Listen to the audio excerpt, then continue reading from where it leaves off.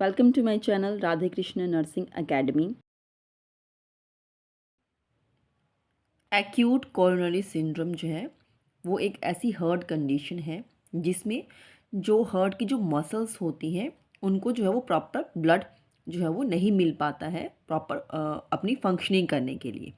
तो यहाँ पर जो प्रॉब्लम है वो हार्ट का जो ब्लड सर्कुलेशन है उसमें आ रही है, वो भी हार्ट को प्रॉपर ब्लड नहीं मिल पा रहा है, उसकी मसल्स को प्रॉपर ब्लड नहीं मिल पा रहा है। यहाँ पे आप देखिए हार्ट के 4 चैम्बर्स होते हैं, right atrium, right ventricle, left atrium and left ventricles. जो ब्लू कलर का ब्लड है वो इंडिकेट करता है डी ऑक्सीजनेटेड ब्लड, जो राइट वेंट्रिकल से जा रहा है हमारे पास लंग्स में ऑक्सीजनेट होने के लिए। यहाँ से वो वापस आएगा left atrium then left ventricle और फिर सिस्टमिक अयोटा के थ्रू जो है वो पूरी बॉडी को जो है वो सर्कुलेट होता है ऑक्सीजनेटेड ब्लड। ऑक्सीजन के साथ साथ न्यूट्रिशन भी जो है वो प्रॉपर बॉडी के हर एक सेल तक जाता है ब्लड के थ्रू।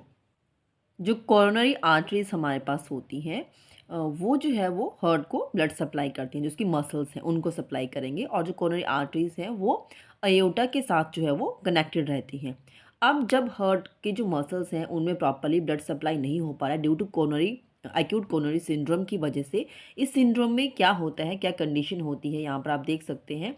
ये जो हमारी जो आर्टरी है, ठीक है, यहाँ पर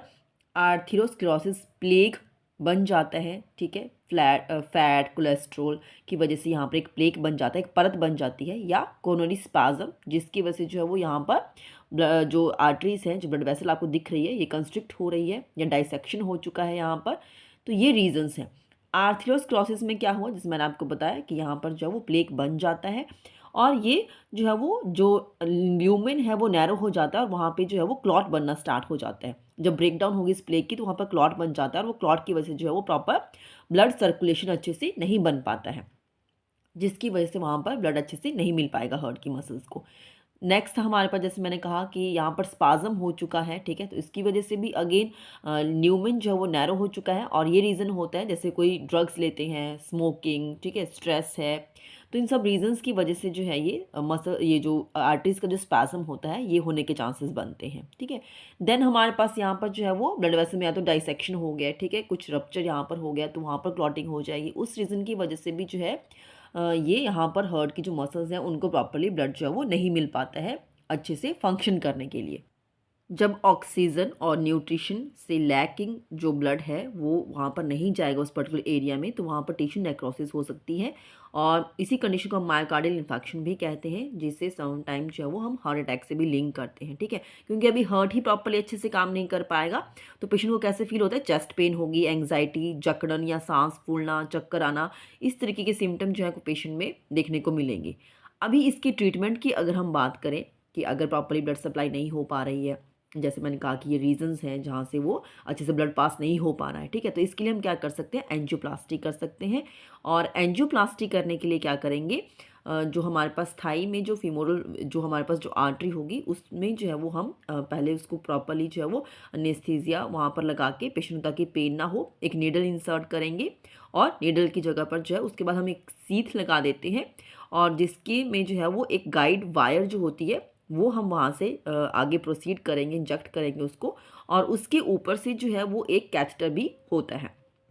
अभी ये जो गाइड वायर है ये हमारे पास जो है यहाँ से हमने आर्टरी के थ्रू इसको प्रोसीड किया और ये आगे मूव करते करते जो आप देख सकते हैं यहाँ पर अयोटा से एंटर हो रही है और यहाँ पर जो है वो हम देखेंगे कि कौन सी कोरोनरी आर्टरी में जो है वो ब्लॉकेज है, क्लॉट है, क्या प्रॉब्लम है, ठीक है, वो देखने के लिए जो है वो यहाँ पर हम क्या करेंगे, एक जो है वो एक्सरे डिवाइस की हेल्प से हम इसको देखते हैं और यहाँ पर एक डाई जो है वो इंजेक्ट करेंगे उस कैथेटर की हेल्प से और उस डाई से जो है वो आर्टरीज प्रॉपरली विजिबल हो जाएंगी और जहाँ पर जो है वो क्लॉट होगा या कोई प्रॉब्लम है वो वहाँ से डाई आगे से पास नहीं कर पाएगी, तो हम प्रॉपर साइट को आइडेंटिफाई कर पाएंगे, ठीक है। अभी उस साइट के पास जो है वो हम क्या करेंगे, उस ब्लॉकेज के पास जो है वो हम उस कैथेटर को क्या करते हैं, आगे जाके उसको जो है वो इंसर्ट करेंगे, ठीक है।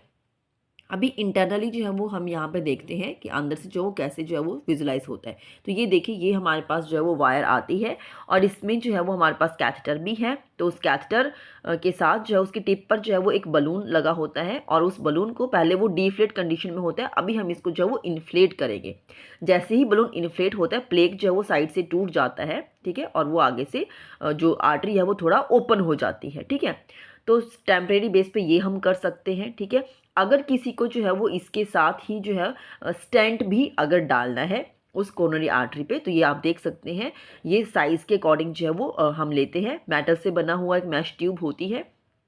जो बलून के ऊपर से कंप्रेस करके वहाँ पर रखा जाता है, ठीक है। तो वो हम करेंगे। अगर हमने बलून एंजियोप्लास्टी नहीं करना तो फिर उसके साथ हम क्या कर सकते हैं, स्टेंट भी डाल सकते हैं। सेम वे से जो है वो वैसे ही जाएगा, जैसे बलून इन्फ्लेट करता है वैसे ही वहाँ पर स्टंट जो है वो ओपन हो जाएगा। बाकी जो हमारा कैथेटर वायर्स वो सब हम जो है वो वहाँ से रिमूव कर लेते हैं और स्टेंट जो है वो उसी प्लेस पर रह जाएगा, ठीक है। दिस इज द एंजियोप्लास्टी, और स्टेंट भी हमने साथ में यहाँ पर डाल दिया।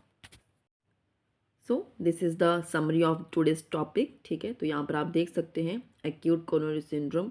और इसमें क्या क्या चीज़ें थी हमारे पास, कैसे ये प्रॉब्लम जो है वो ओरिजिनेट होती हैं, ठीक है, और हार्ट अटैक तक लेके चलती है, क्या क्या एटियोलॉजिकल फैक्टर्स हैं वो मैंने आपको आज के लेक्चर में सब बताया, ठीक है। और हमें ट्रीटमेंट जो मेन हमारे पास था बलून एंजियोप्लास्टी और स्टेंट का प्लेसमेंट कैसे किया वो भी हमने आज के लेक्चर में देखा। तो ये थोड़ा सा जो डिस्क्रिप्टिव जो इस तरीके से जो नोट्स यहाँ पर दिया गया है ये आपको जो है वो रिटन नोट्स बनाने में भी हेल्प करेगा, ठीक है। ऐसे ही और इंटरेस्टिंग वीडियो लेक्चर सुनने के लिए आप मेरे चैनल को सब्सक्राइब कर सकते हैं, Radha Krishna nursing academy, and please like and share my videos. Thank you.